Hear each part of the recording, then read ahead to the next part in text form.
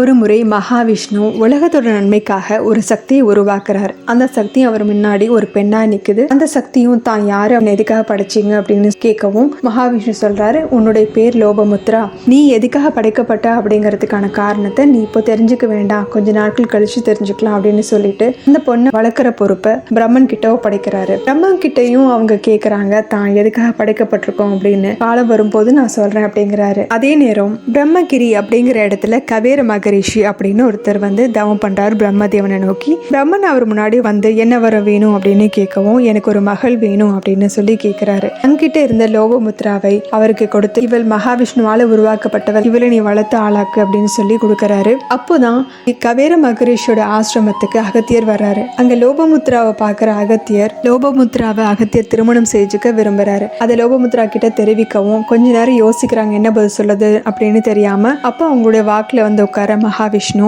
என்னை விட்டு ஒரு நாளிகை கூட நீங்க பிரிஞ்சிருக்காம இருந்தீங்கன்னா நான் உங்களை கல்யாணம் பண்ணிக்கிறேன் அப்படிங்கிற ஒரு வாக்கையும் அவங்களை கேட்க வைக்கிறாரு. அதே மாதிரி அகத்தியரும் வாக்கு கொடுத்து திருமணம் செய்துக்கிறாரு. வாழ்க்கை சிறப்பா வாழ்ந்துட்டு இருக்கும் போது ஒரு நாள் கணிக நதி, அதாவது பிரம்மகிரி குன்றத்துக்கு அந்த பக்கமா இருக்கக்கூடிய கணிக நதிக்கு அகத்தியர் போக வேண்டிய ஒரு சூழ்நிலை உருவாகுது. அதனால அவர் லோபமுத்ராவை நீராக உருமாற்றி கமண்டலத்துல வைக்கிறாரு. கமண்டலத்துல இருக்க வச்சுட்டு தன்னோட சிஷ்யர்கள் கிட்ட அவளை பாதுகாப்பா வச்சிருக்க சொல்லிட்டு அங்கிருந்து கிளம்புறாரு. லோபமுத்ரா நீராக கமண்டலத்துக்குள்ள இருந்தாலும் அவங்களால அங்க இருப்பு கொள்ள முடியாம தவிக்கிறாங்க. அப்போதான் அவங்களுக்கு ஒரு விஷயம் புரியுது, தன்னை ஏன் மகாவிஷ்ணு படைச்சாரு அப்படிங்கறதையும் அந்த பூமிக்கு என்ன செய்யணும் அப்படிங்கறதையும் அவங்களால உணர முடியுது. அதே நேரம் அகத்தியரும் வர்றதுக்கு ஒரு நாளிகைக்கு மேல ஆயிருச்சு அப்படிங்கறதுனால அவங்க கமண்டலத்துல இருந்து வெளியே குதிக்கிறாங்க. நீராகவே கமண்டலத்துல இருந்து அவங்க கீழே குதிச்ச அந்த இடம் தான் தலக்காவேரியா இருக்கு. தலக்காவேரி அப்படிங்கிறது அந்த இடத்துக்கு பிரம்மகுண்டிகை அப்படிங்கிற ஒரு பேரும் உண்டு. அகத்தியரோட சிஷ்யர்கள் அவங்கள தடுத்து நிறுத்த பாக்குறாங்க.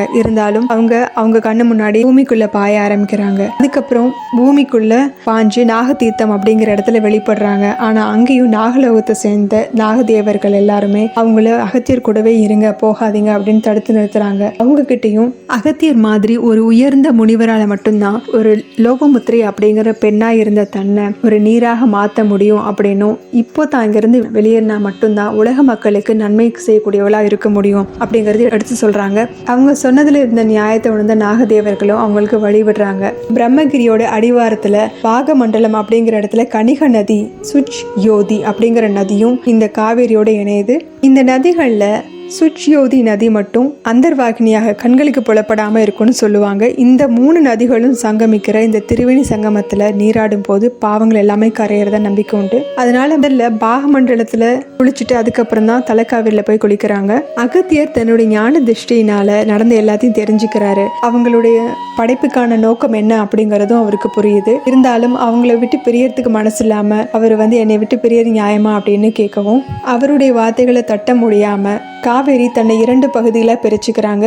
ஒரு பகுதியில் அகத்தியரோட தர்ம பத்தினியாக ஒரு பகுதியாகவும், அதே மாதிரி புண்ணிய நதியாக இன்னொரு பகுதியாகவும் அவங்க மாறுறதுக்கு அனுமதியும் கேட்குறாங்க. கவேர மகரிஷியோட மகளா வளர்ந்ததுனால காவேரி அப்படிங்கிற பேரும் அவங்களுக்கு அமையுது. அந்த நதி சமுத்திரத்தில் கலக்கிற வரைக்குமே அவங்க போகக்கூடிய வழிகள் முழுவதுமே நிறைய சிவன் கோயில்களையும் மகாவிஷ்ணுவோட கோயில்களையும் அகத்திய முனிவர் நிறுவறாரு.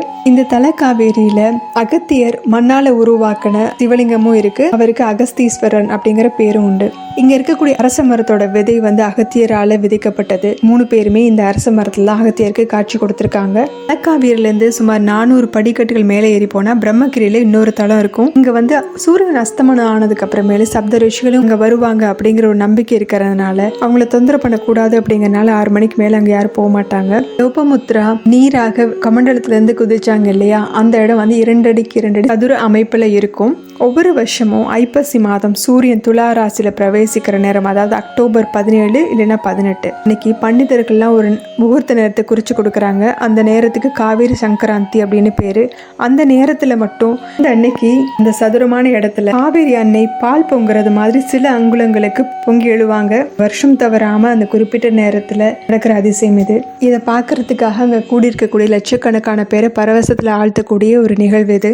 குடகுமலையில இருக்கக்கூடிய மக்கள் இந்த காவேரிய தங்களுடைய குலதெய்வமா நினைக்கிறாங்க. ஏன்னா லோபமுத்ரா அங்கிருந்து கிளம்பும் போது அந்த நாட்டு மன்னன் அவங்களை தடுத்து நிறுத்தி அங்கேயே தங்க சொன்னதாகவும், அவங்களுடைய அன்புக்காக இந்த நாட்டை சேர்ந்த எல்லாருக்குமே நான் என்னைக்குமே நல்லது செய்வேன், எல்லாரும் செல்வ செழிப்போட வாழ வைப்பேன், நீங்களும் சத்தியம் தவறாம நேர்மையா இருங்க அப்படின்னு சொல்லியிருக்காங்க. ஒரு காலத்துல காவிரி புரண்டு வர ஆற்று மணல்ல தங்க துகள்கள் கலந்திருந்ததுனால இந்த நதிக்கு நம்ம தமிழர்கள் பொன்னி அப்படிங்கிற பேரும் வச்சிருக்காங்க. குடகு நாட்டை சேர்ந்தவங்க காவிரி குலதெய்வமா நினைக்கிறதுனால புது மணப்பெண் அனுப்பி வைக்கிறதா நினைச்சு அங்கிருந்து மஞ்சள் புடவை குங்குமம் எல்லாம் கொடுத்து தான் அங்கிருந்து அனுப்புறாங்க. இங்க இருக்கக்கூடிய மக்களும் ஆடிப்பெருக்கு அன்னைக்கு காவிரியை சுமங்கலியா நினைச்சு வளையல்களும் காதோல கருகுமணியும் கொடுத்து வரவேற்கிறாங்க. அதோட காவிரி ஒரு கர்ப்பஸ்திரியாகவும் பாவிச்சு ஆடிப்பெருக்கு அன்னைக்கு புளியோதரை, எலுமிச்சம்பழ சாதம் இது மாதிரியான சித்திராண்டங்களை படைச்சும் தமிழ்நாட்டு மக்கள் காவிரியை வரவேற்கிறாங்க.